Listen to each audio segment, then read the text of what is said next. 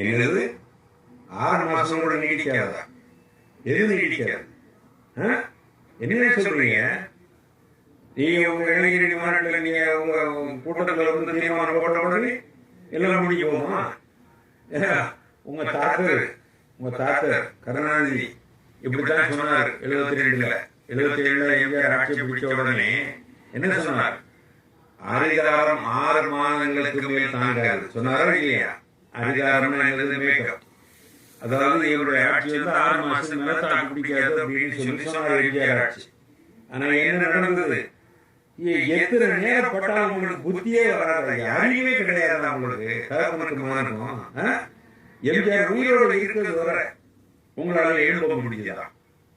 உங்களால எழுப்பி ஆட்சி அமைக்க முடிஞ்சதா? 14 வருஷம் வனவாசத்துக்கு பிறகு நான் வாரேன்னு சொல்லி 89 நீங்க சொல்லல, மறந்து போச்சா?